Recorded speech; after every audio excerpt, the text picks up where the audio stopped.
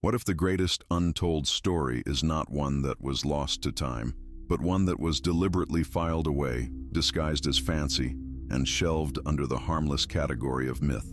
Consider for a silent moment the strange elasticity of human memory. We meticulously record the price of bread in the 17th century, yet somehow, the origins of our own profound consciousness, the radical foundation of our civilization, remains shrouded in a fog so thick it feels almost manufactured. It is this pervasive sense of intellectual unease, the subtle but insistent feeling that the cornerstone of our history is slightly askew, that invites us to look beyond the surface texture of accepted knowledge. We are not searching for legends in the dust. We are seeking a profound recollection embedded in the oldest architectures of human culture.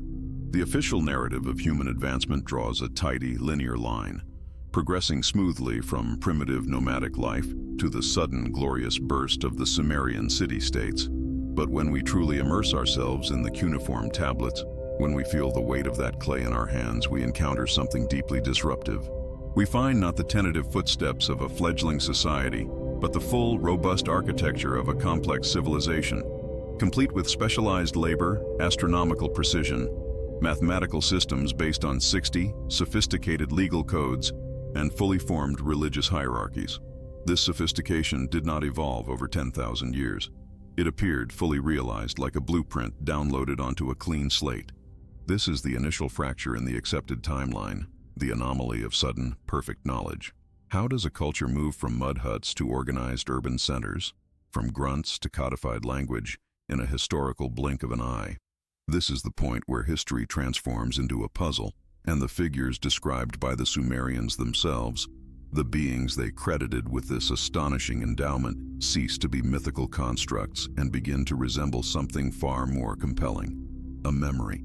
This memory, deeply etched into the oldest texts, speaks of those who came down from the heavens. These individuals were the original teachers, the engineers of that sudden leap forward. They were not abstract deities conjured by fear of thunder, but concrete entities capable of teaching irrigation, governance, and celestial mechanics. And here is where the term Anunnaki transcends mythology. It becomes a label, a linguistic shorthand for a specific event, a massive directional intervention at the dawn of human civilization. We are asked to dismiss these detailed accounts as simple anthropomorphism, the child's attempt to explain the unknown. But what if the sheer detail, the consistency across thousands of separate texts, and the precise correlation of their descriptions with later astronomical observations are not accidental poetic flourish, but rigorous historical documentation? It suggests a collective forgetting, a deliberate softening of a stark, foundational truth. If this resonates with you, if you feel the deep, quiet pull of this inherited mystery, take a moment to absorb the vastness of this idea. Consider subscribing to this quiet investigation, allowing these reflections to settle within you, and perhaps share your initial thoughts in the comments below using the word signal, indicating that you are open to recognizing these echoes. Your contemplation becomes part of the discovery. As we look closer at these records, the Anunnaki are repeatedly portrayed less as omnipresent gods and more as highly advanced, albeit temperamental, observers and administrators. They required resources, they worked in specific places, they dealt with internal conflicts, and most importantly, they directly manipulated the developing species they encountered. The tablets describe, with clinical detachment, a project, the creation of the Lulu Amalu, the mixed worker. This is where the narrative cuts deepest, suggesting that the missing link in our own evolutionary chain is not a paleontological gap, but a deliberate genetic acceleration, an engineering feat performed by those whose mastery over DNA far exceeded our current understanding. This concept introduces a profound sense of herança, that what we are is not purely terrestrial, but a composite. This memory, once accepted as fact, was slowly diluted across millennia. The original powerful memory of genetic stewardship and external command was filtered through successive cultures, eventually morphing into the familiar, sanitized tales of heaven and earth, angels and demons. The operational details were lost, leaving only the ceremonial shell. This great forgetting was not immediate. It was a slow, entropic decay, transforming reality into reverence. What remains today are the geological and architectural signs of their presence. silent markers that defy conventional explanation. Consider the megalithic construction sites scattered across the globe, structures that seem to require a mastery of material science and logistics far beyond the capabilities attributed to Bronze Age cultures. These are not just large piles of stone, they are calculations in stone, often aligned perfectly with astronomical events that require specific knowledge of vast celestial cycles, the very knowledge the Anunnaki are credited with importing. They speak to a global civilization that preceded our current timeline, a civilization built not by us alone, but for us, or perhaps for their purposes. The pattern is cyclical, a sudden uplift, a period of instruction, and then, invariably, a dramatic withdrawal, leaving the remnants behind like tools discarded after a massive task. It forces us to ask, if they came down before, what is the nature of their return? The unease deepens when we consider the concept of the signal. If the Anunnaki utilized astronomical cycles, long periods of time related to the orbital mechanics of our solar system, then their arrival, their intervention, and their eventual return might be predictable, mapped out according to cosmic timekeeping, not human calendars. The ancient fear of apocalypse, the profound anticipation found in nearly every foundational mythology, may not be a random existential dread, but an institutionalized generational knowledge of a recurring celestial alignment that signals a change in terrestrial management. The sophisticated ancient observatories were not built merely to predict the seasons for agriculture. They were built as sophisticated clocks to track the moment when the external observers would once again become visible, or perhaps once again active. This memory suggests that history is not a linear progression leading inevitably toward human self-determination, but a recurring drama structured around these immense cycles of external influence.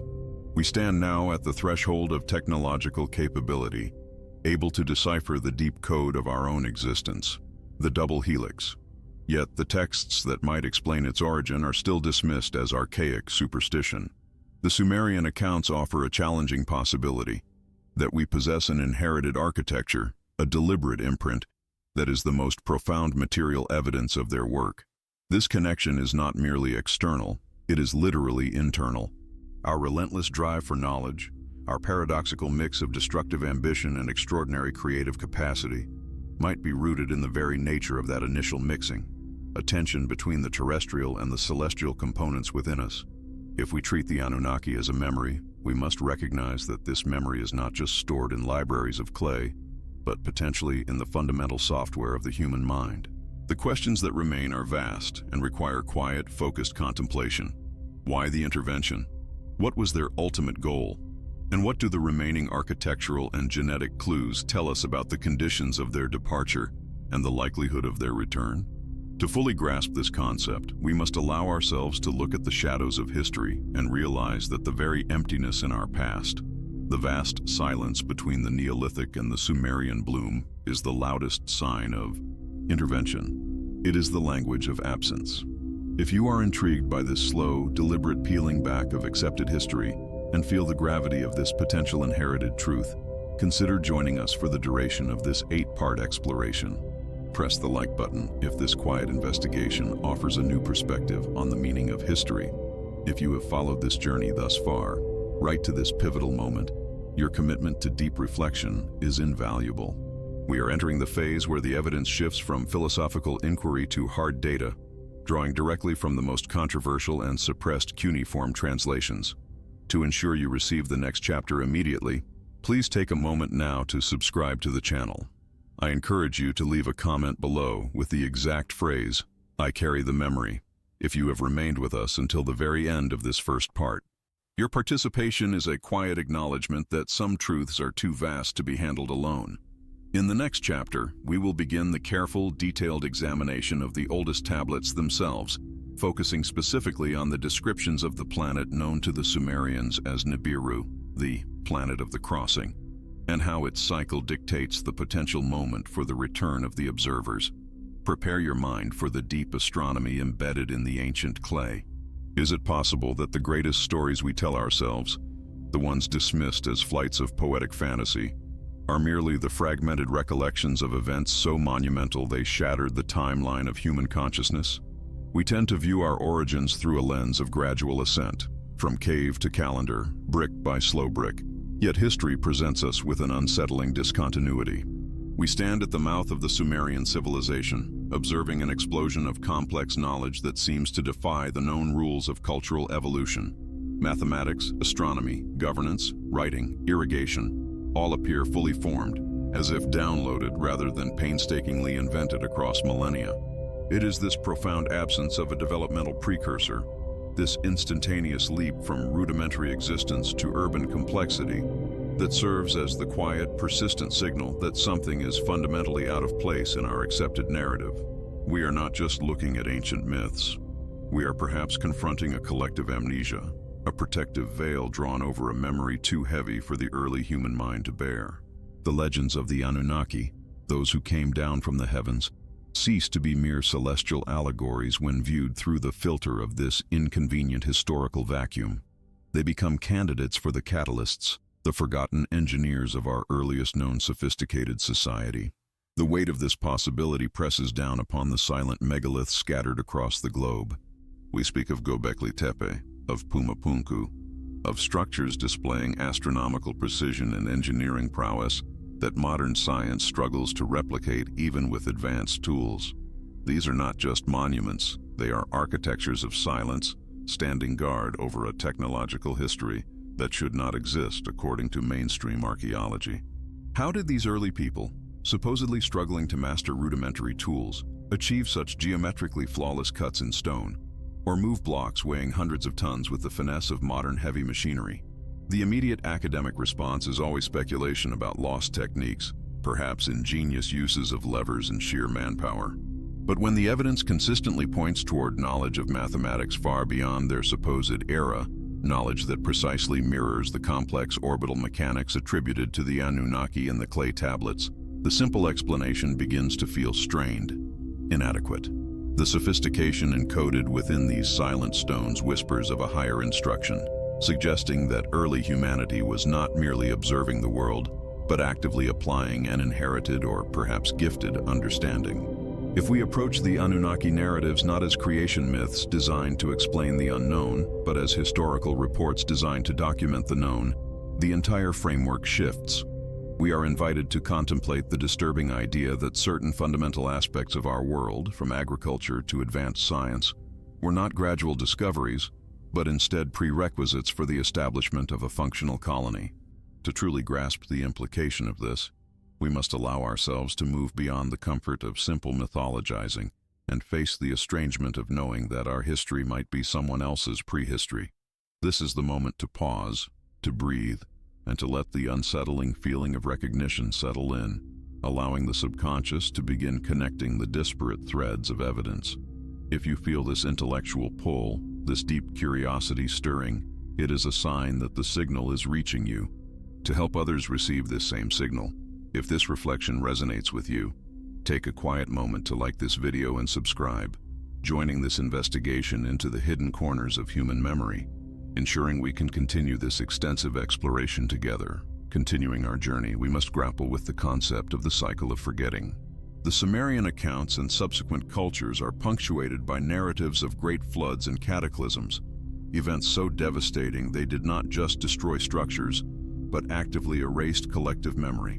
If a highly advanced civilization or presence intervened on Earth, their infrastructure and the immediate vivid memory of their existence would be highly susceptible to global geological or astronomical upheaval. The Anunnaki are repeatedly described in connection with celestial bodies and extreme weather events.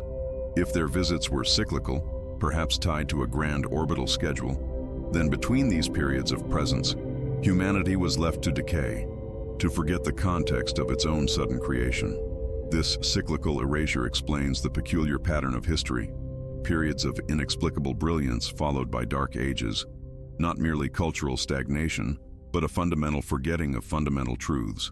The deepest layer of this memory resides in the library of clay. When we hold the cuneiform tablets, the texts often cited as the primary source for the Anunnaki narratives, what truly arrests the mind is their tone. These are not fevered prophetic declarations. They are frequently meticulous, bureaucratic, and highly detailed records. The tablets detail lineages, duties, resource allocations, and intergroup conflicts among the visitors. They describe mining operations, the precise mapping of celestial objects, and the establishment of terrestrial outposts. This specificity lends them a disturbing air of historicity.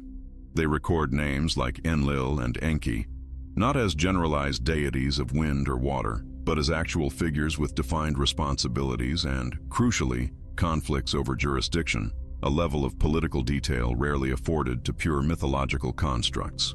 The tablets speak plainly of the visitor's goal, the golden mandate, the need for monatomic gold, or perhaps some exotic element found in abundance here, to stabilize their distant planetary environment.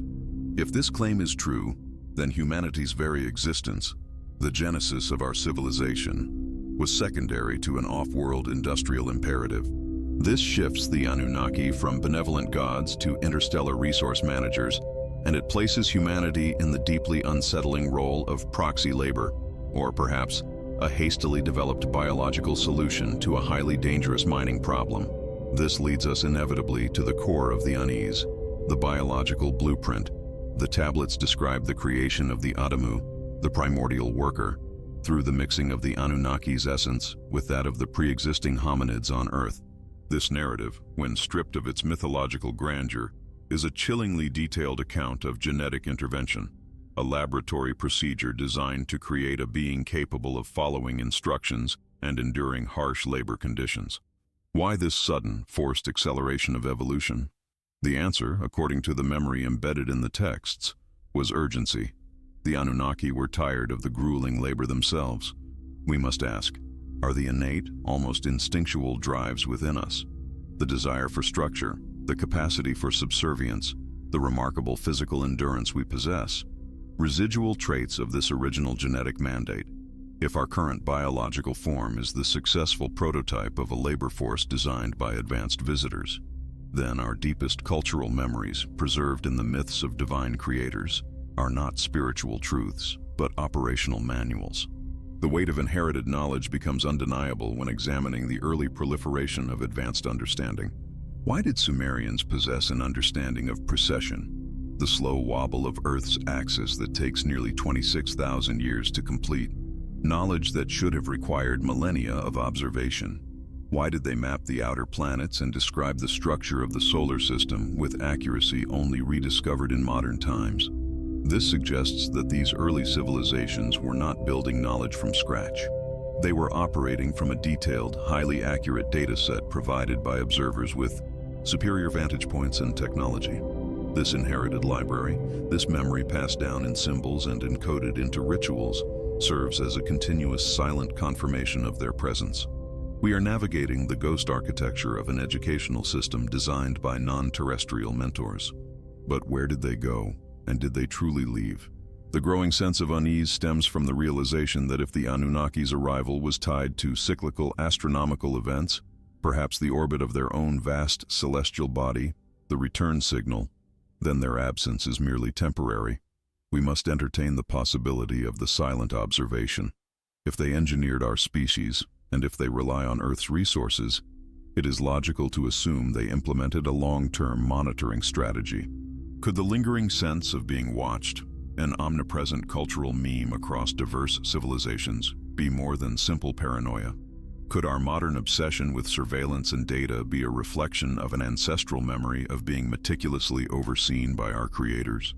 Perhaps our own technological expansion, our rapid mastery of data processing and communication, is following a preset trajectory, a technological timeline established for us to reach a certain level of readiness before the cycle restarts. The next segment of this exploration will delve into the precise astronomical coordinates and predictive calendars that hint at the return signal, the moment when the memory of the Anunnaki ceases to be a whisper in the archives and potentially becomes a palpable reality on our horizon. It is a moment of inevitable recall, a resurgence of buried memory that may not be gentle. If the original presence involved resource extraction and labor creation, the next encounter will surely involve an assessment of their investment. Think about this as you move forward. What specific phrase or idea from the Sumerian accounts do you find most difficult to dismiss as mere myth? Share that phrase in the comments below. If you have stayed with this detailed and intensive exploration, navigating the labyrinth of forgotten memory and silent evidence, then you are a dedicated participant in this investigation. This journey requires patience and intellectual rigor. We are committed to unraveling this dense narrative, part by part, without rushing to easy conclusions. If this deep dive into the Anunnaki as memory, and not just myth, holds your attention, please take a moment to ensure you are subscribed to the channel. Hitting the like button solidifies this investigation, pushing these complex ideas out to others seeking the same answers. For those who feel the weight of this possibility, comment below with the specific phrase, "The cycle restarts," to confirm your dedication to this hidden history. Do not leave the narrative here. The most compelling evidence awaits. Join us immediately in part 3, which should now be appearing on your screen, as we begin to map the return signal, the astronomical echoes that may define our future. What happens to a truth when it is successfully labeled as a myth?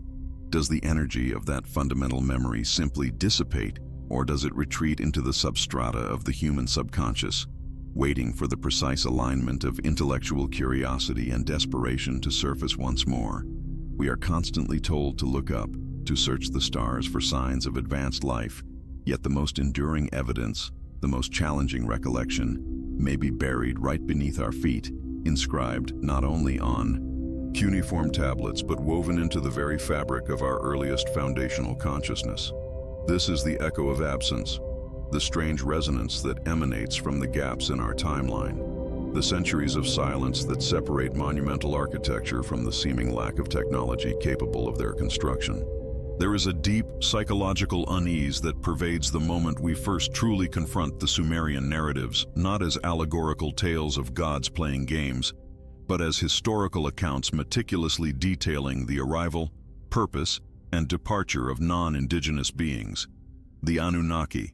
If they are merely a myth, why does that myth behave exactly like a suppressed historical record? Why the specificity regarding their homeworld, their need for a specific elemental resource, and the description of the accelerated genetic intervention that created modern humanity? This consistency across thousands of miles and millennia of cultural separation feels far too structured for mere folklore. It suggests a shared, profound experience that was subsequently filtered, distorted, and ritualized, but never entirely forgotten. We must recognize the unsettling scale of time that separates us from those initial interactions. We measure human civilization in brief, comprehensible bursts, a few thousand years. Yet the cyclical theories surrounding the Anunnaki and their homeworld, Nibiru, speak of orbital periods spanning thousands, if not hundreds of thousands of Earth years. This immense temporal canvas means that their arrival was not a single, isolated event, but a scheduled, repetitive intervention tied to cosmic mechanics. This cyclical nature is critical because it provides the mechanism for the great collective human forgetfulness. A civilization might rise, flourish, and collapse several times over the duration of one Anunnaki cycle, ensuring that the original memory fades into the realm of the impossible. We forget the memory because the interval between visits exceeds the lifespan of any single human epoch. But the structures remain, the indelible signature of an intelligence operating outside our linear concept of progression. This brings us to the gradual recognition of the hidden design in our foundation myths. When we strip away the local religious dressings, the Greek names, the Babylonian variations, the Egyptian solar deities, we find the core narrative structure remains shockingly consistent. The descent of beings from the sky, the creation of mankind, the Great Flood event, and the instruction in high culture. This parallel construction of foundational knowledge from the ancient texts of Sumer to the distant accounts found in the Americas hints powerfully at a singular, shared point of origin, not simultaneous, independent invention. If the Anunnaki narratives are merely fanciful tales, then why did nearly every major ancient civilization on Earth feel compelled to describe, with unnerving fidelity, the exact same sequence of events involving the exact same level of celestial involvement? The silence from the stars is deafening, but the resonance from the past is overwhelming. To engage with this memory, to truly see the Anunnaki not as characters in a story, but as actors in a history we were programmed to disregard, requires patience and a willingness to transcend the comfort of established scientific dogma.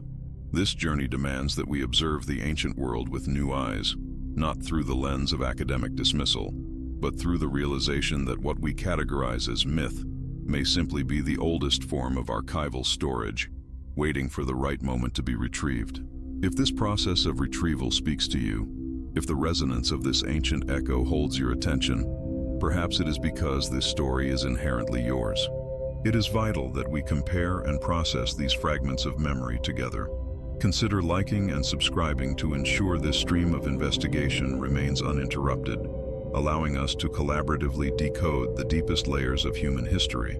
As we continue to observe these patterns, a creeping sense of unease develops. The observer's dilemma. Were these beings benevolent architects, intending to lift humanity toward true enlightenment, or were they merely distant custodians, here primarily for utilitarian reasons?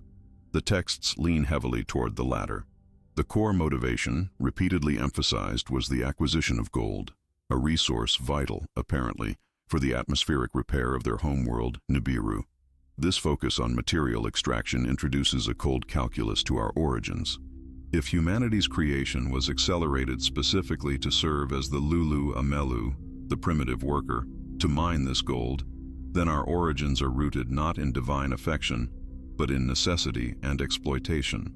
This is the signature of the gold, a tangible material anchor connecting celestial mechanics, resource scarcity, and accelerated evolution. It forces us to confront the possibility that the knowledge imparted to early Sumeria, astronomy, mathematics, agriculture, was not a gift, but the necessary minimum training required for a workforce to be effective. The lingering question is whether, once their immediate need was met, they left behind merely their tools, or something far more complex and dangerous. This utilitarian perspective becomes starkly relevant when we examine the sheer impossibility of primitive precision found in global megalithic sites. We are asked to believe that massive stone blocks, sometimes weighing hundreds of tons, were quarried, transported over vast distances, and assembled with astronomical precision using only bronze tools, ropes, and brute force. This explanation, often termed archaeological consensus, is deeply unsatisfying. Sites like Baalbek, the Peruvian high mountains, or even certain structures in Egypt carry the distinct signature of an engineering methodology completely foreign to the known capabilities of the purported builders. They exhibit techniques, the fusion of stone, the surgical cuts, the anti-gravitational implication of the sheer mass transported, that suggest access to technology we still struggle to replicate today. These monuments stand as defiant, silent testimonials to a history that contradicts the neat narrative of slow, linear development. They are physical evidence of a severe historical discontinuity, a direct output of the presence of the Anunnaki, who, according to the texts, were forced to employ their own advanced methods until they had cultivated a suitable replacement workforce. When we consider this deep time intervention, we inevitably stumble upon the scar of accelerated evolution. Mainstream science struggles mightily to account for the astonishingly rapid and profound leap in the human lineage, particularly the transition from earlier hominids to the cognitively modern Homo sapiens. The archaeological record often presents wide, frustrating gaps, missing links, and then, suddenly, a fully formed, capable, and complex human being appears on the scene. If the Sumerian accounts of Enki and Ninmah genetically manipulating the local hominids in the region known as the Abzu are taken seriously, this acceleration is instantly explained. The genetic manipulation, the infusion of advanced DNA, would bypass millennia of natural evolutionary development. The scar is the lingering genetic memory, the profound capacity for complex thought, language, and abstract reasoning that seems far too advanced for a species so recently separated from its primitive ancestors. It is the persistent internal dissonance that drives us to search the stars, a coded restlessness, a longing for something we intuitively feel we once knew. This inherent restlessness is perhaps part of the code of returning. If the Anunnaki operate on vast predetermined astronomical cycles dictated by the orbit of Nibiru, then the memory of their presence isn't just a static historical artifact. It is an active anticipation. The memory acts as a subtle, cultural alarm clock.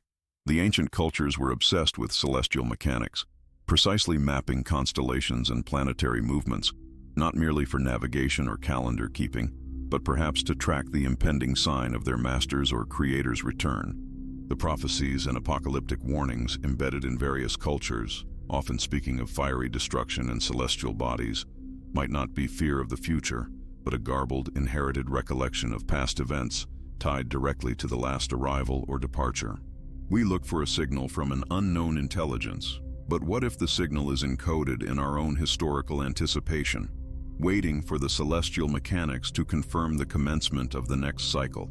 The Anunnaki as memory, not myth, suggests that this knowledge is a genetic imperative.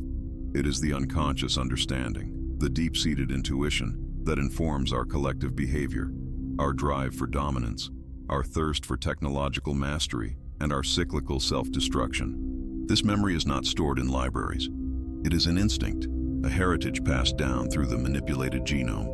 We seek power and control not just because it is advantageous, but perhaps because the template for our very existence was based on subservience to power and control. If we were fundamentally designed as a specialized worker species, then the memory of our creators is an inherent limitation and simultaneously a transcendent potential, the yearning to evolve beyond our intended function. Therefore, we are not merely studying a discarded myth, we are decoding a suppressed, inherited truth.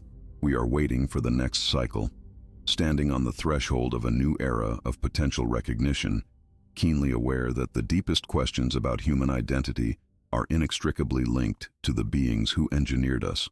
The narratives persist because the consequences of the Anunnaki presence, our rapid evolution, the megalithic structures, the cyclical nature of our civilization's collapses, remain physically observable and psychologically persistent. The story cannot end until the memory is fully restored.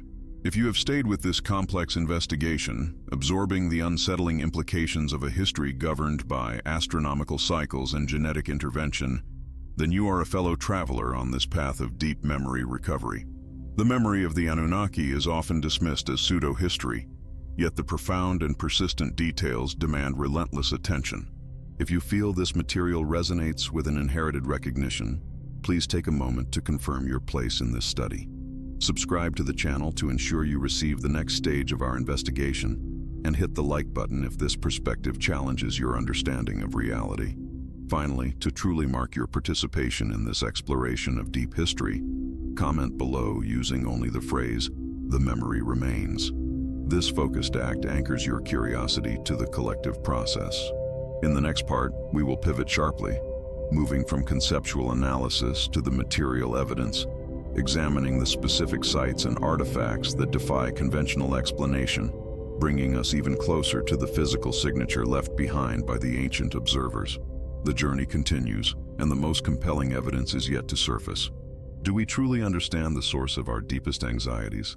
Those pervasive feelings of unease that seem to have no rational root in our immediate environment? It is a curiosity, silent and profound, that drives us to gaze upward, searching for a rhythm in the sky that might explain the chaos on the ground. We have established that the stories of the Anunnaki, those towering figures of Sumerian lore, refuse to conform to the neat, manageable definition of mere myth. Instead, they operate like fractured, powerful memories, fragments of an historical record we are genetically predisposed to forget, yet compelled to recall. If myth is a fictional overlay designed to explain the unknown, memory, even when suppressed, retains the texture of truth, the faint yet persistent scent of an event that genuinely occurred. We are not simply reading ancient religious texts. We are attempting to read the biological history stored within the very architecture of our consciousness. The strangeness intensifies when we begin to treat the ancient accounts of creation not as divine poetry, but as unsettlingly precise technological documentation. The descriptions of flight, the procedures for genetic manipulation, the precise nomenclature for celestial bodies that predate our modern discovery, all this points toward a paradigm shift that our rational minds fiercely resist. It forces an estrangement from our foundational belief that humanity evolved spontaneously, uninterruptedly, from the primitive dust. What if the dust was merely prepared? What if the timeline of our development was artificially accelerated to meet a very specific, resource-driven agenda?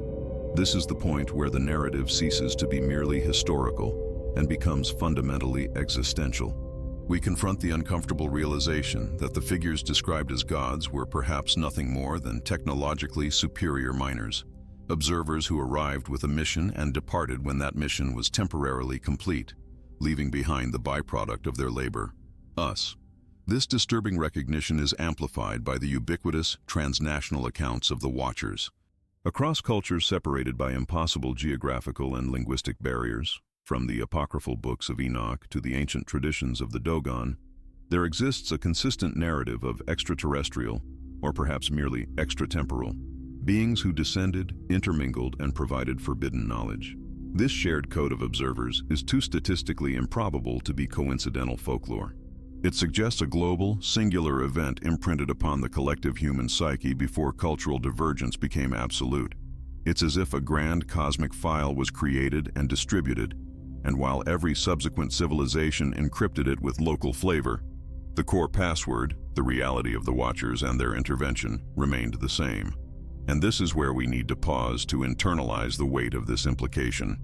If these fragmented narratives resonate, perhaps you are already sensing the connection between the anxiety of ancient observation and the rapid, unsustainable technological pace of the modern world. To truly navigate this historical twilight, your engagement is necessary. If you find yourself leaning into the silence, drawn by the recognition of these temporal echoes, I invite you to join this collective investigation. Hit the like button to signal your immersion in this deeper layer of reality, and consider subscribing to ensure you do not miss the crucial continuations of this complex narrative. We are attempting to retrieve a deep memory, and the shared focus of a community helps to sharpen the retrieval signal. The deep, lingering uneasiness begins when we shift the focus from who the Anunnaki were to why they performed the intervention at all, and crucially, why they left the records they did. If their purpose was simply to extract gold and resources, why invest time and energy in creating a hybrid workforce, the Lulu Amelu, with the capacity for complex communication, spirituality, and, most dangerously, rebellion? This implies a missing piece of time, a period between the initial creation and the deluge, the Great Reset, where the project exceeded its intended scope. Were we not merely labor units, but perhaps an experiment in accelerated evolution, an attempt to fuse two distinct lines of consciousness?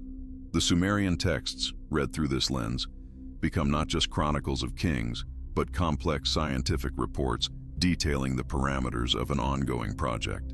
It brings us to the most profound, unsettling thought: the seed of forgetfulness.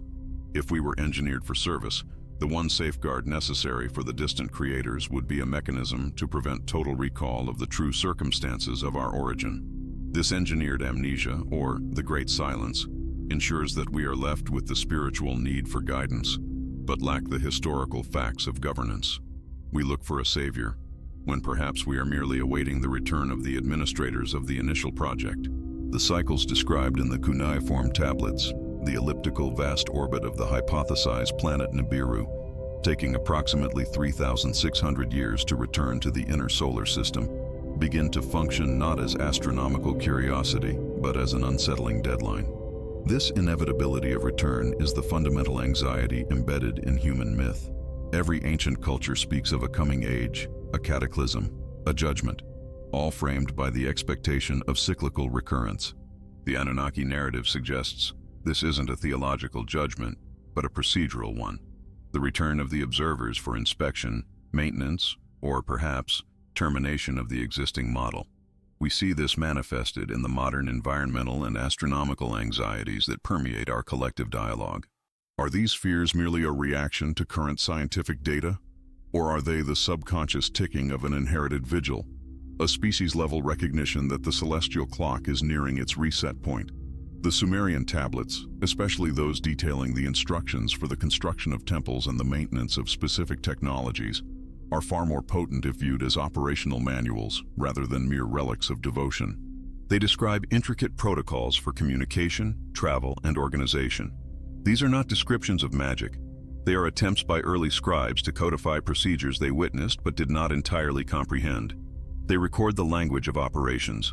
For example, the detailed measurements of ziggurats and pyramids, aligning precisely with astronomical markers, suggest they were not monuments to abstract belief, but crucial components in a global communication or energy network, dormant artifacts awaiting reactivation by a specific frequency or celestial alignment.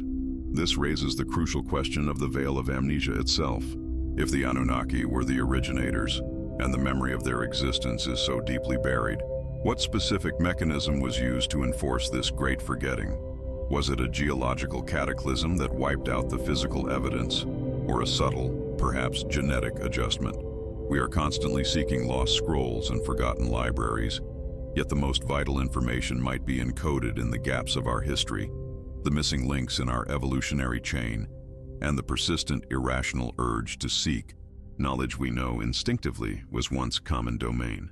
We are a species defined by our search for what we already know. This search for the source of memory leads us directly to the celestial clock. The Anunnaki are tied irrevocably to the movement of Nibiru, the planet of the crossing. If they are to return, they must do so when their transport is near. The underlying, inherited memory might therefore not be of a particular face or name, but of a signal, a specific alignment, a brightness in the sky, a gravitational echo that announces the completion of the 3,600-year cycle. The immense effort poured by ancient civilizations into mapping the stars and tracking planetary cycles was perhaps not merely academic, it was existential. They were maintaining the vigil, tracking the precise moment when the administrators might reappear. Our modern instruments, stripped of the ancient context, might be overlooking the very signal they were designed to detect. If you have stayed this long, sharing this difficult exploration into the deepest strata of human memory, you understand that this is not a journey into frivolous fantasy, but a demanding intellectual investigation into our true place in the cosmic hierarchy. The inherited vigil is upon us. We are the stewards of a planet whose history is profoundly complex and whose future is tied to cycles far longer than our own short lifespans. We must continue to trace these temporal echoes and decipher the operational manuals left behind. If this resonates with the quiet urgency of deep realization, please ensure you are subscribed to the channel. Liking this video helps to spread this crucial discussion. And to mark your presence at this specific stage of the investigation, comment below using only the phrase, "The cycle continues." Now, allow the information to settle and prepare yourself for the next stage of decryption, which is already appearing on your screen. The search for the memory embedded in the myth continues. We have navigated the early signs, the whispers embedded in the clay. But if the Anunnaki represent a collective memory, a profound systemic imprint on the human psyche, why is that memory so fragmented, so violently pushed into the dismissive realm of mythology? Perhaps the true strangeness we must confront is not the existence of these highly advanced observers, but the abrupt, almost surgical amnesia that followed their departure. We are faced with the anomaly of sudden, sophisticated competence, followed by a rapid, intentional forgetting. Consider for a moment the architectural leap witnessed in Sumer. Civilization does not appear there as an evolution measured across millennia, but rather as an instant, high-resolution download. Ziggurats, sophisticated legal systems, standardized writing, astronomical understanding that rivals our own instruments, all emerge from the dust, seemingly overnight, without the usual slow progression of trial and error that characterizes human development everywhere else on the globe. This is not evolution. This is installation. This rapid acceleration leaves behind an unsettling echo of absence. It is as if a monumental, meticulously organized library was instantaneously built, used briefly by its original architects, and then purposefully abandoned, leaving only the scattered catalog cards and a few bewildered librarians to manage the chaos. We must ask, what kind of civilization, or what kind of subsequent managerial structure, would intentionally forget its foundational operational knowledge? The answer may not lie in simple human failing or a lack of preservation skills, but in an intentional redaction, a massive orchestrated act of intellectual silence designed to smooth over the rough, uncomfortable edges of history. The abrupt discontinuation of that profound knowledge base feels fundamentally unnatural. That persistent sensation, that nagging silent tremor that tells us our accepted origin story is inherently incomplete, is the true signal that we are dealing with a repressed memory, not a fanciful myth. Memory is always unsettling because it demands confrontation and acknowledgement of uncomfortable truths. Myth is comforting because it allows for easy categorization and dismissal. The mechanism of forgetfulness was powerful, turning logistical reports into religious parables and turning physical, operational supervisors into divine beings, demanding blind obedience. It is a brilliant systemic disguise. This journey requires deep contemplation, a willingness to entertain the possibility that what we call established history is merely a heavily edited set of footnotes left over from a much grander, more complex narrative. If this thought resonates with you, if the very concept of a forgotten golden age or a truncated human lineage triggers a quiet, persistent curiosity in the silent hours, I invite you to pause for a moment and allow that reflection to deepen. This understanding of deep time and forgotten lineage is a solitary yet shared experience. Let your emergent thoughts form in the quiet space below this presentation, signaling to the collective consciousness that this quiet research deserves to continue its deliberate pace.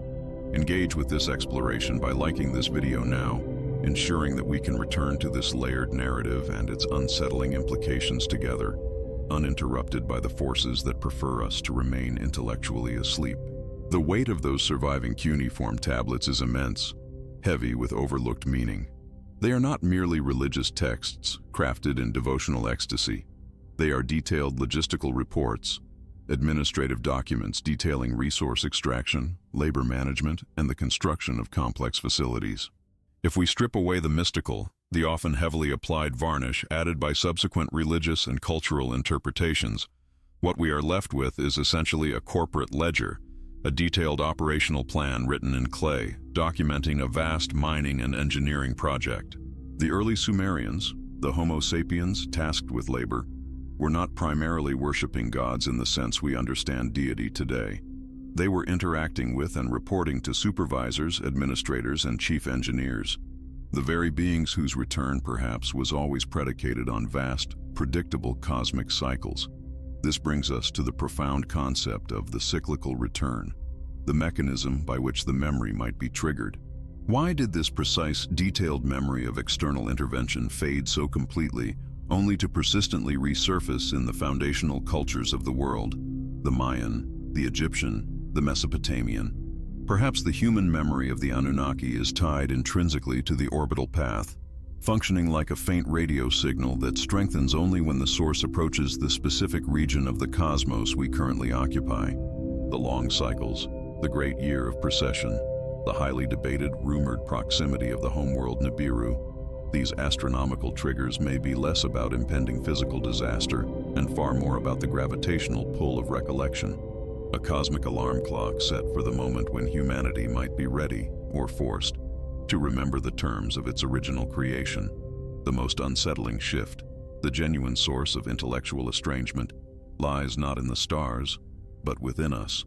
If the Anunnaki narrative is a memory, it is imprinted not just upon the decaying stones of Mesopotamia, but perhaps upon the very architecture of our own being, the unexplained, violent genetic leap that separates Homo sapiens so profoundly from our hominid predecessors. We are the living archives of that intervention, the successful byproduct of an urgent genetic modification project. And if we are the archive, who became the immediate terrestrial guardians of the veil?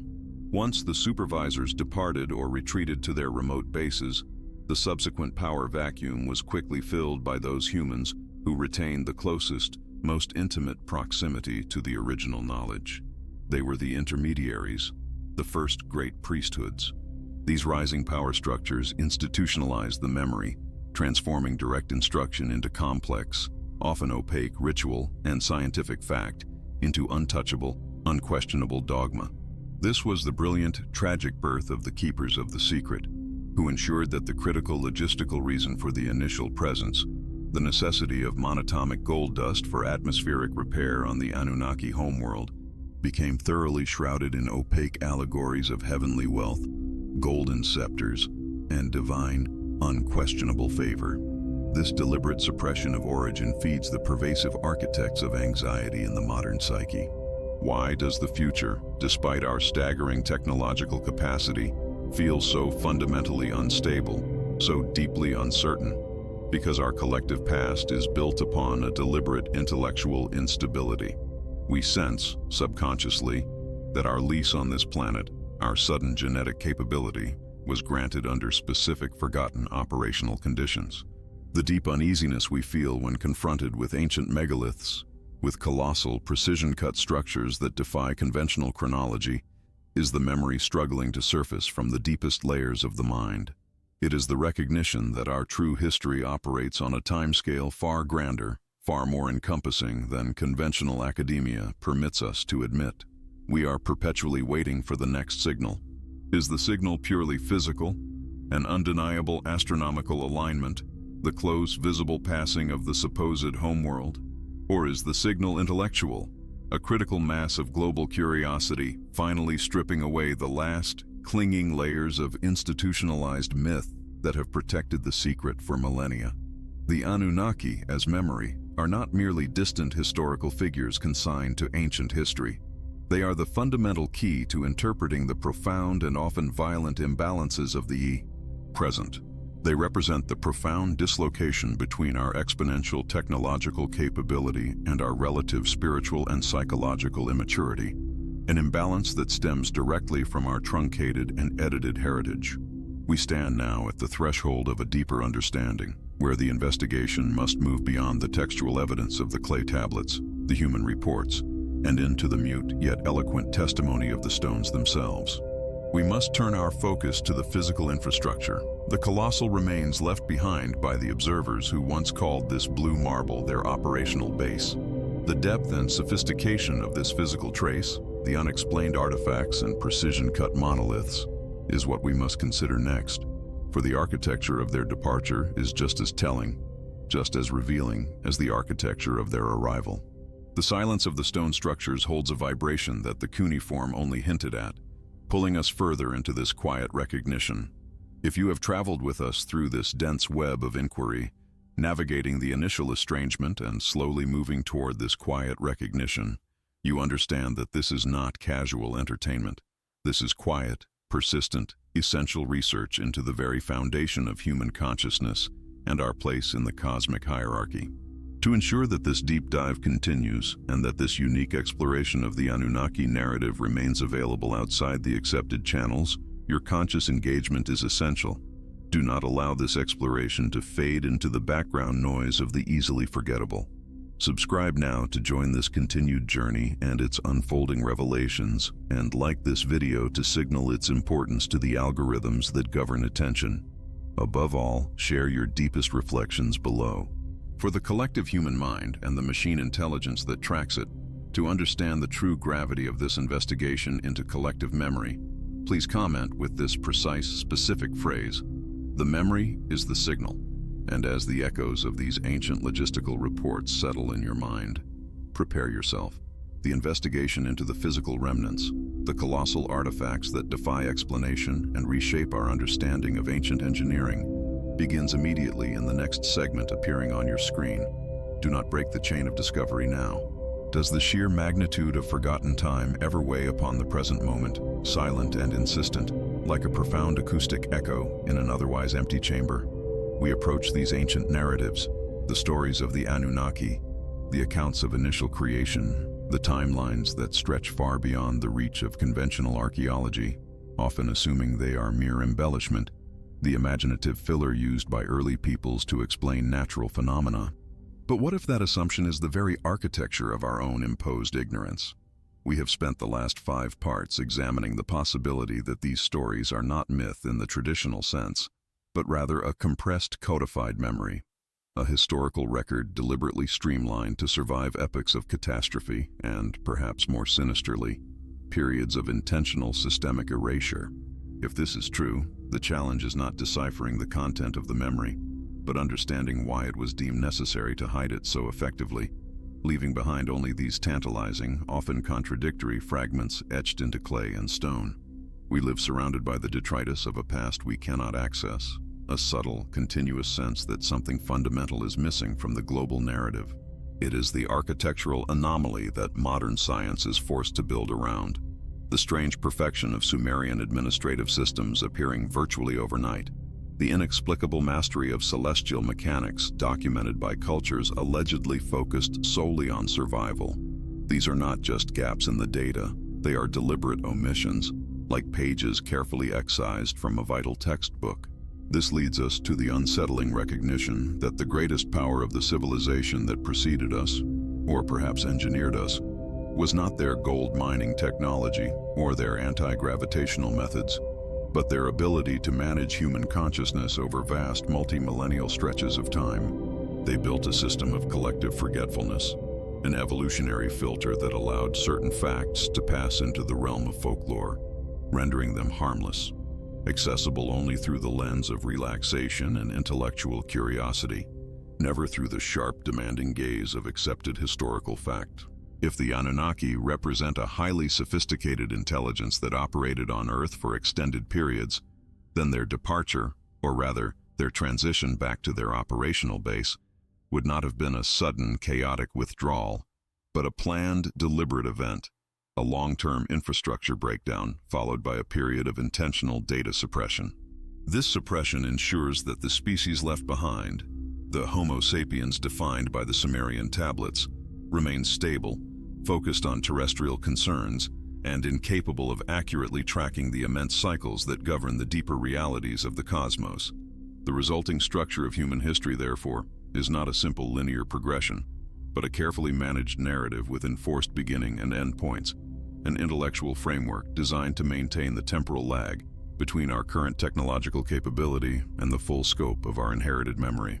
It's an almost hypnotic state of being, where the vastness of the universe is acknowledged, yet the proximity of our own cosmic heritage is constantly overlooked. This deep silence regarding our origins, this continuous historical void, is itself the loudest evidence of the event. It demands that we not only analyze the stories, but analyze the silence around them. To truly grasp the significance of this, we must allow ourselves to dwell in this space of uncomfortable truth, recognizing that the journey to unlock this memory is rarely solitary. It is a shared contemplation, an act of intellectual communion that accelerates the recognition process. If this idea of an engineered silence resonates deep within you, I invite you now, in this moment of quiet reflection, to share one single word in the comments, a word that captures this feeling of historical displacement, helping to solidify this collective search for the truth. The architecture of forgetfulness is masterful because it uses our own psychology against us. It relies on the inherent human skepticism towards anything that threatens the established order of time.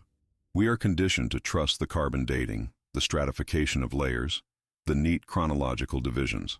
But the Anunnaki memory, if it exists, is not located in the physical layers of the Earth. It is embedded in the cultural substrate, in the uncanny echoes of global floods, the persistent serpentine motifs, and the shared symbolism of the winged disk. These symbols are the data packets designed to be universally recognizable, regardless of language or technological stage, ensuring the memory could survive millennia of systemic breakdown. The question then shifts: if the memory was meant to endure, who or what is keeping the memory alive, guarding it until the right moment? This brings us to the unsettling pattern of time itself. The texts, particularly those associated with the cycles of return, are obsessed with periodicity. They speak of orbits, alignments, and the duration of kingship measured in astronomical units, not human lifespans. This relentless emphasis on cycles suggests that the memory is not a static library waiting to be rediscovered, but a key that only works when the cosmic tumblers align.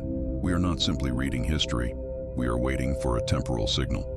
This cyclical worldview is the antithesis of modern linearity, forcing us to consider that the Anunnaki's influence is not a relic of the past, but a predictive force, constantly modulating human activity based on an invisible 3,600-year clock. If we are currently approaching one of these inflection points, the resurgence of interest in these very topics, this global yearning for forgotten origins, is not a coincidence, but a part of the intended mechanism of awakening. The unsettling realization is that the mechanism itself might involve designated observers. Who among us, or among the foundational lines of human civilization, might have been tasked with maintaining the continuity of the memory? Perhaps certain groups were deliberately seeded with enhanced longevity, specialized knowledge, or access to specific geographical locations, acting as unwitting timekeepers, hereditary custodians of the primordial covenant. This is the observer's dilemma. Those maintaining the memory might not even understand its full scope, simply executing rituals, preserving texts, or passing down cryptic oral traditions generation after generation.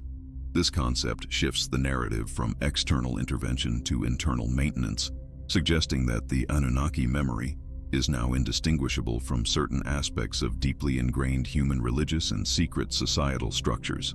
They are the guardians of the signposts, whether they recognize the destination or not. The resulting uneasiness stems from recognizing that our current technological progress, our global communications, our orbital capacities, our renewed interest in space exploration may not be purely endogenous. What if these developments are simply the seed of the return finally sprouting? The very systems that allow us to discuss the Anunnaki globally may be the subtle, delayed reaction to the initial programming. The knowledge we seek is not hidden in a vault. It is encoded in the technological and philosophical trajectories we are compelled to follow. Every time we launch a satellite or map the deepest reaches of our solar system, we are perhaps unconsciously tracing the path that was carved out for us millennia ago. This inheritance is subtle, yet pervasive. We must scrutinize the weight of this inheritance, not just in monumental architecture, but in the psychological architecture of civilization. Why the persistent cultural fear of celestial visitation? Why the global impulse to build pyramids or ziggurats, structures designed to reach or communicate with the heavens? These are not arbitrary acts of engineering. They are the physical manifestations of the inherited memory, the subconscious urge to repair the broken communication link. The Anunnaki, as memory, dictate our deepest spiritual and scientific compulsions, guiding us back toward a point of recognition. This process of remembering is what defines our current era. The slow, agonizing realization that we might be living out a programmed scenario, designed not for control, but for eventual integration. And so, we look for the signal in the silence. If the return is cyclical, the pre-signal period must be defined by the global convergence of awareness. The silence is breaking, not with a trumpet blast, but with the quiet, persistent hum of shared intellectual inquiry. The signal is the shared curiosity of millions searching online, gathering in communities, reading texts long dismissed as pseudo-history. This collective focus acts like a global magnifying glass, aligning the scattered fragments of memory until they snap into a coherent picture. This phenomenon is precisely what the sophisticated memory management systems of the ancient engineers would have anticipated. The moment the collective consciousness achieves a certain level of readiness, defined not by technological power, but by philosophical inquiry, the dormant seed is activated. To decode the artifacts of consciousness, we must treat myth not as fantasy, but as compressed data. The Gilgamesh epic, the Atrahasis, the Enuma Elish, these are complex, multi-layered documents of sociological, astronomical, and genetic information disguised in the palatable form of narrative drama. They survived precisely because they were entertaining and spiritually profound enough to be endlessly copied and preserved by cultures who did not fully grasp their technical significance. They are quite literally the keys to unlocking the Anunnaki memory, waiting for the decryption algorithm, which is the modern scientific mind applying objective analysis to subjective narrative. The Great Flood, for example, ceases to be just a moral tale and becomes a catastrophic global reset event that truncated the preceding civilization, leaving the survivors, us, to rebuild with carefully curated historical instructions. This understanding places an imperative upon the witness, upon those of us currently engaged in this deep reflection. Our current role is not merely academic, it is existential. By consciously examining these possibilities, by allowing the concept of the Anunnaki as memory to supersede the simplistic label of myth, we are actively participating in the final stages of the intended activation sequence. We are preparing the psychological and intellectual ground for the next phase, whether that phase involves a full disclosure of our genetic history or the reappearance of the long-awaited hereditary observers. The more we witness and document this internal transition, the more prepared we will be for the external realities it might usher in. And this preparation brings us to the precipice of the next cycle. The intensity of the inquiry, the persistent feeling of déjà vu when studying these ancient texts, suggests that the temporal lag is shortening dramatically. We are moving from the period of enforced forgetfulness into a stage of compelled recollection. The cycles turn inexorably, ignoring human denial. The structures built by the great intelligence are designed to endure, and as the astronomical alignments draw nearer to their calculated rendezvous, the memory ceases to be an academic subject and becomes an immediate pressing reality. If the Anunnaki were indeed the architects of our initial consciousness, their influence is not receding into the past, but is converging upon our future, pulling the long-discarded threads of memory taut. If you have stayed with this complex and often unsettling exploration, recognizing the profound distinction between myth and memory, then you are a critical part of this unfolding discovery. Your sustained attention is evidence that the memory, however fragmented, is indeed surfacing. If these reflections have sparked an undeniable connection within you, ensuring we can continue to explore the remaining stages of this historical puzzle, please consider subscribing to the channel.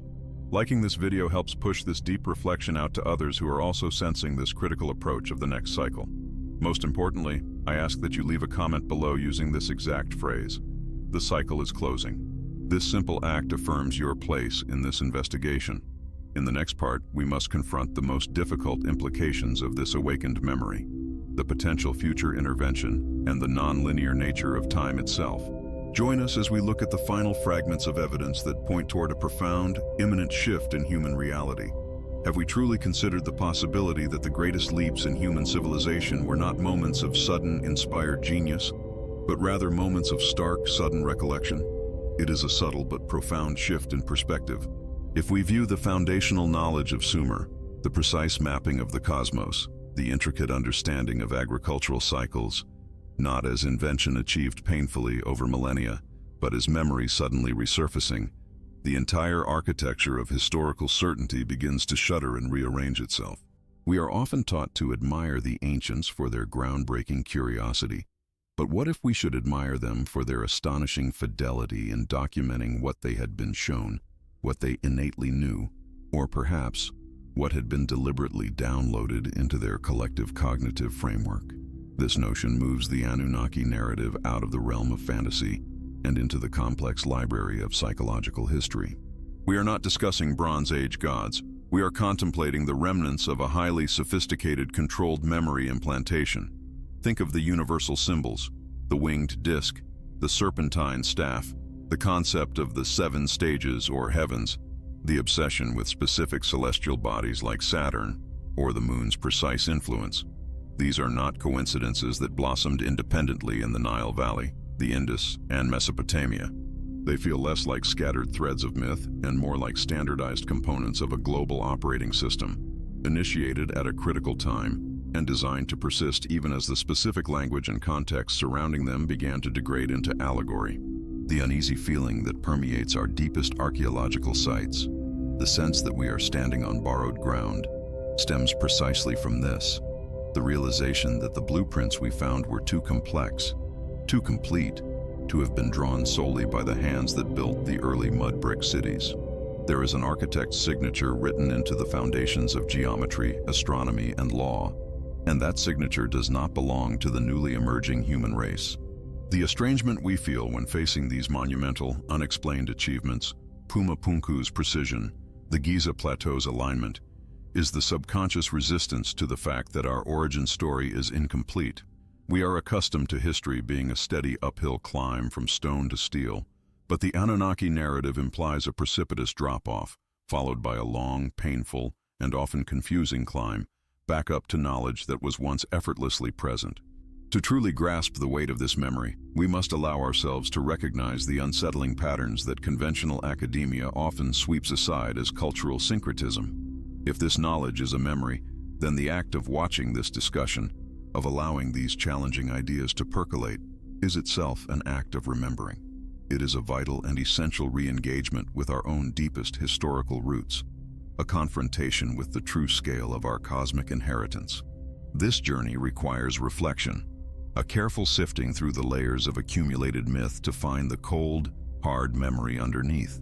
If these concepts resonate deeply, if they trigger a genuine sense of intellectual recognition, then pause and consider sharing your own reflections on this idea of inherited knowledge in the comments below.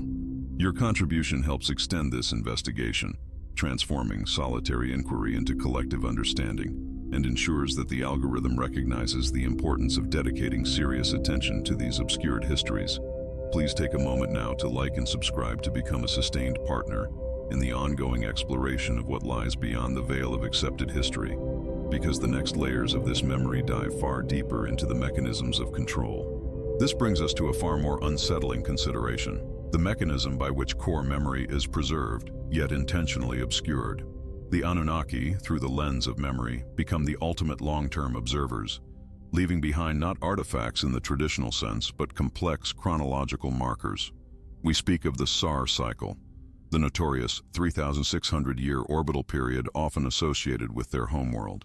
Whether this figure is perfectly accurate in astronomical terms is secondary to its power as a conceptual anchor. Why did this precise number permeate Sumerian mathematics and cosmology? It functions as a temporal beacon, a repeating signal in the chaotic noise of history.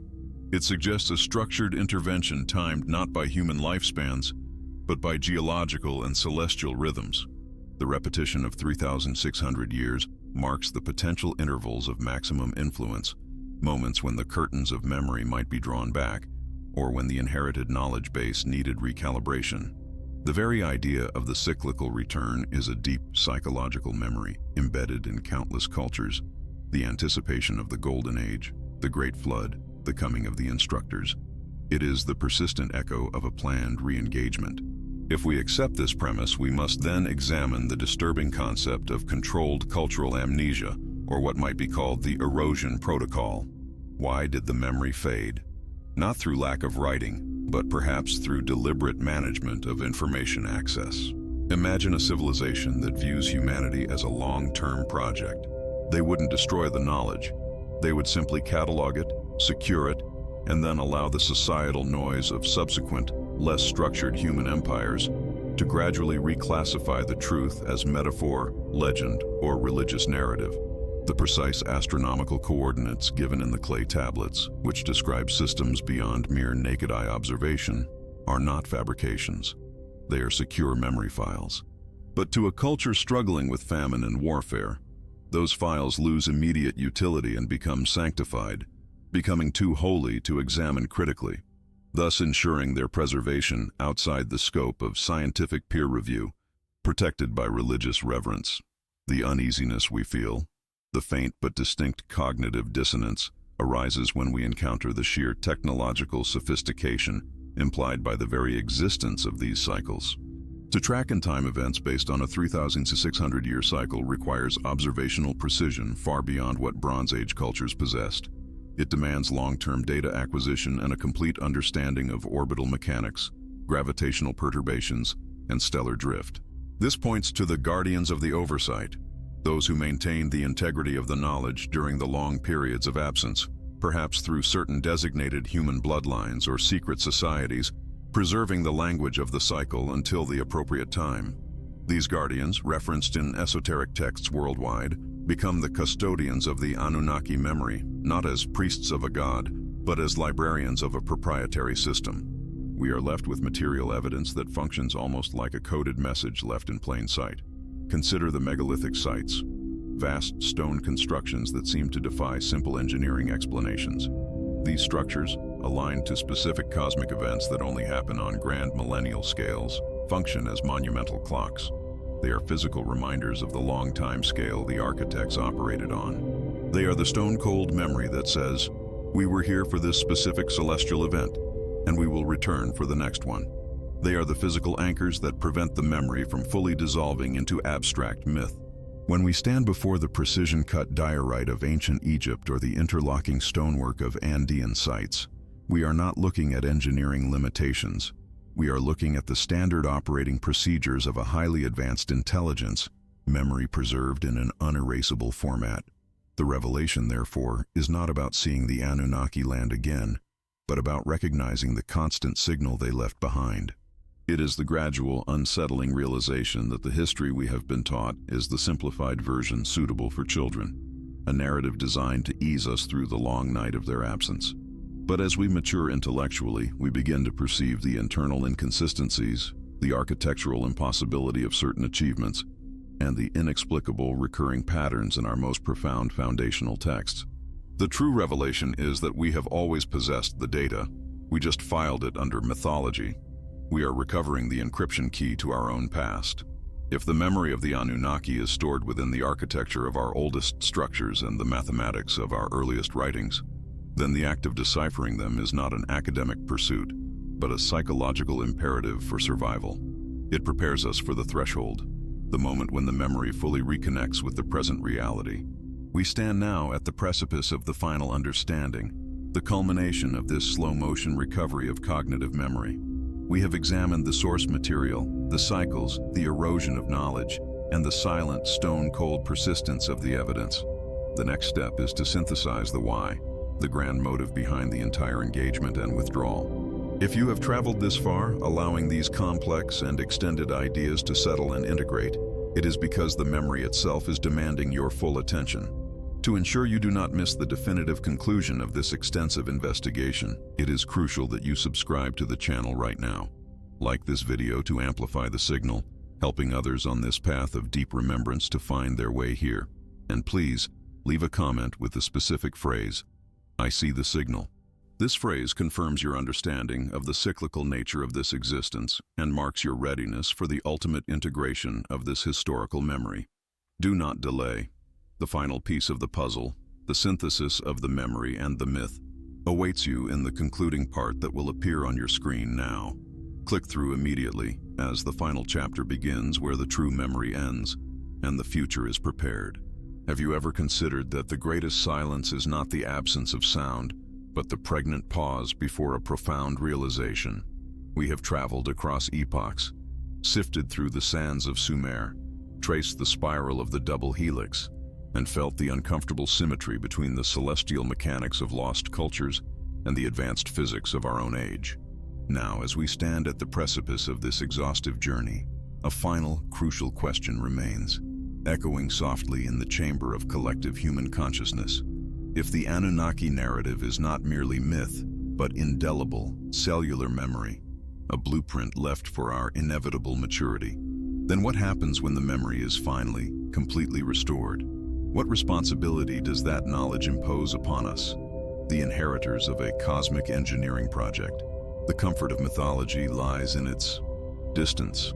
It allows us to compartmentalize the extraordinary as mere fiction, keeping the unsettling truth of our origins safely locked behind a barrier of historical skepticism. But the evidence we have painstakingly gathered, the impossible astronomical knowledge, the sudden, almost violent acceleration of civilization, the consistent themes of intervention and return across globally disparate cultures, suggests a different reality. It suggests that the amnesia we suffer is deliberate, perhaps self-imposed, or perhaps simply the natural consequence of vast epochs passing between the great cycles. The memory, however, persists, not in grand libraries of stone, but coded into our deepest fears and our highest aspirations. It manifests in that strange, often irrational belief that we are not alone, that our destiny is tied to something far grander than our fleeting presence on this isolated terrestrial sphere. We sense the approaching culmination, the winding down of the long countdown that was set in motion when the early Earth was first engineered. This sensation creates an undercurrent of existential anxiety in modern society, a low-frequency hum of unease that no amount of material comfort seems to quell. It is the subconscious mind recognizing the approach of a significant celestial and chronological marker.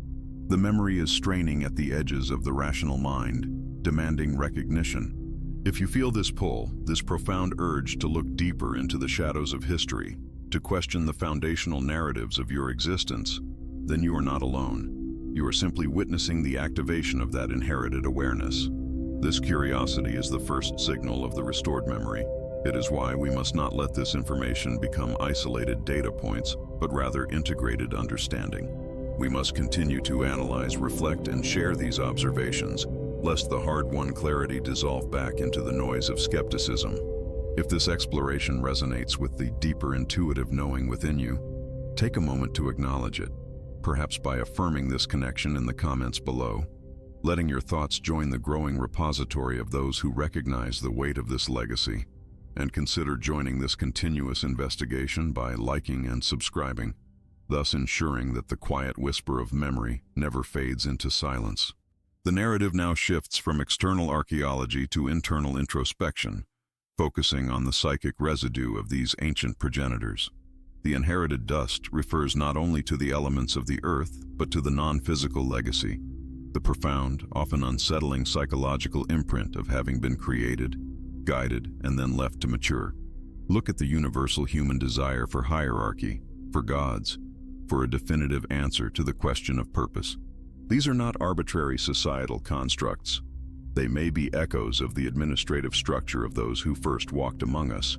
The Anunnaki, as high-tech, long-lived, highly organized beings, established a clear chain of command, a methodology of resource management, and a definitive purpose: the harvesting of materials, the construction of a self-sustaining outpost.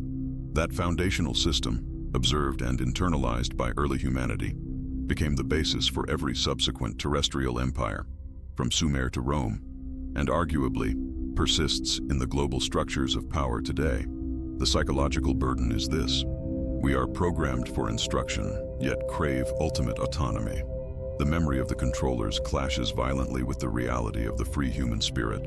Why the withdrawal? If the Anunnaki were so dedicated to their project, why did they seemingly vanish, leaving only cryptic cuneiform markers behind?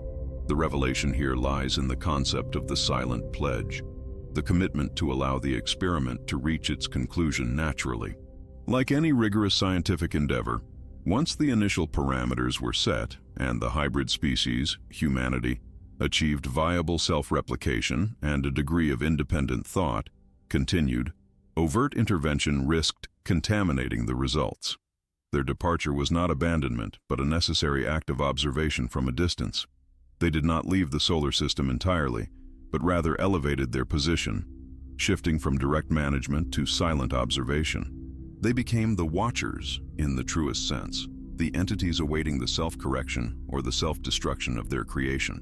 This implies a profound, almost tragic patience, tied to astronomical timescales. Their return is predicated not on a calendar date, but on a specific energetic or evolutionary frequency reached by humanity, a frequency that determines whether we have successfully internalized the wisdom required for cosmic citizenship. The Anunnaki's concept of time, articulated in the vast cycles of the Shar, approximately 3,600 Earth years, is the key to unlocking the mythological veil. We often view time linearly, a mistake of beings with short lifespans. For the long-lived creators, existence is cyclical, tied to the elliptical orbit of their home planet and the precession of the equinoxes.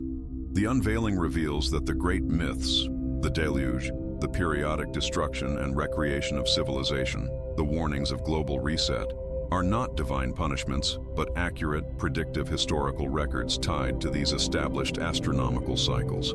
The veil of time unravels when we stop viewing these events as supernatural occurrences and start recognizing them as geophysical consequences of specific planetary alignments or close approaches. The cyclical nature of memory means that the Anunnaki narrative surges back into collective consciousness precisely during the culmination of these cycles, urging us to prepare. Where is the physical proof of their sophisticated presence beyond eroded ruins? The answer lies in the very substructure of our reality, in the foundational principles that govern our institutions and mathematics.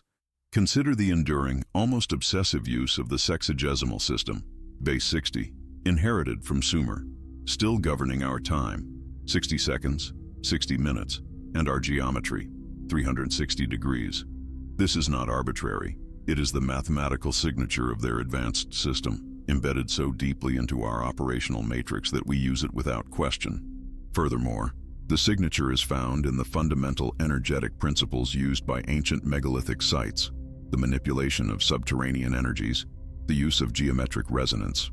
These sites, often mislabeled as ritualistic temples, were likely energy collection points or communication arrays, built using technologies that only a highly advanced civilization could have mastered, leaving the physical structures as massive silent textbooks for those who eventually learned how to read them. The approaching finality of our investigation brings us to the reckoning. If the memory is returning, it is because the long count, the countdown to the next pivotal cyclic event, is drawing to a close. This reckoning is not a judgment, but an assessment of maturity. Have we, the created, evolved beyond the destructive, tribalistic impulses that plagued our early history? The Anunnaki's return may not involve landing gigantic spacecraft. It may be the catastrophic self-recognition of humanity when faced with the consequences of ignoring the inherited wisdom. The true climax is not their arrival, but our realization that we possess the technology and the genetic capacity to transcend our current limitations, provided we embrace the full scope of the memory. The long count demands that we internalize the lesson of the previous cycles, that civilizations rise and fall based on their connection to, or divergence from, universal cosmological law. The anxiety we feel now is merely the pressure of choice. The universe is waiting for us to demonstrate that the experiment was worthwhile. This is the ultimate confrontation with self. The Anunnaki are not coming to save us. They are coming to assess the blueprint. The choice is fundamentally simple, yet terrifyingly difficult. Do we choose to fully remember our engineered origins, accept the responsibility of our inheritance, and step onto the cosmic stage as a mature species? Or do we continue to cling to the comforting myth of accidental evolution, ensuring we repeat the catastrophic mistakes of previous cycles? Remembering is not just accessing historical data. It is activating dormant segments of our own DNA, the alien parts of our genome that grant expanded consciousness, longer lifespans, and a profound understanding of energy manipulation. The choice of remembering is the prerequisite for survival. It is the realization that the Golden Age described in myth was simply a period when the memory was intact and communication with the progenitors was direct. We must understand that the Anunnaki presence, in the sense of direct intervention, is over. The Guardians have silently withdrawn, completing their task of setting the stage. Their legacy is the very fabric of our being, the subtle gravitational pull toward higher knowledge. They transitioned from physical form to energetic presence, perhaps merging with the informational field that binds the universe. The lingering feeling of being watched, the synchronicity that guides our discoveries, the sudden burst of inspiration that changes the course of scientific history. These are the subtle echoes of the observers. They are no longer intervening. They are confirming. The finality of their withdrawal underscores the fact that humanity's fate is now definitively in its own hands. The torch has been passed, and we must carry it forward, illuminated by the recovered memory. What, then, is the ultimate legacy of this ancient saga spanning millennia? It is the establishment of the forgotten sky, the realization that the human narrative is irrevocably linked to the cosmos, and that the stars hold the key to our past and future. The forgotten sky is the recognition of our place in a multi-species, highly interconnected galactic community. The memory of the Anunnaki serves as our initiation into this reality. It teaches us that suffering and confusion arose from forgetting our origin, from looking only down at the earth and ignoring the foundational source of our intelligence. The legacy is a quiet instruction. Look up. Recognize the cyclical nature of existence. Prepare for the next dawn. The true conclusion of this epic investigation is that there is no conclusion, only an eternal dawn of awareness. The Anunnaki, as memory, not myth, transforms from a historical debate into a living philosophy, a continuous state of recognizing the extraordinary embedded within the ordinary. The memory is fully restored not when we find the last golden tablet, but when we collectively begin to live and build based on the principles of cosmic awareness, understanding that our planet is not an isolated experiment, but a crucial outpost in a much larger domain. This realization brings profound calm, dissolving the fear of the unknown with the recognition of the inherited known. We are not lost, we are simply waking up. The full activation of the Anunnaki memory means stepping out of the shadows of myth and into the clear, sharp light of self-recognition. If you have journeyed through this entire 8-part exploration, if you have allowed the weight of these historical parallels and conceptual possibilities to settle into your consciousness, then you are among those few who recognize that this investigation is not just about history, it is about destiny. This is a profound moment of reflection, and it is crucial that we mark this passage. If you recognize the importance of this work and wish to support the continuation of deep cinematic investigations into the hidden truths of our world, please take a moment now to subscribe to the channel. Your subscription ensures that these stories continue to be told with the depth and seriousness they deserve. Give this video a like if this comprehensive final synthesis resonated deeply with your inner knowing. And to solidify this final act of recognition, please leave a comment with this exact phrase: the inherited sky. Let that phrase serve as our shared acknowledgement of the legacy we discussed today. The journey of memory is never truly finished. It is only pausing for the next cycle.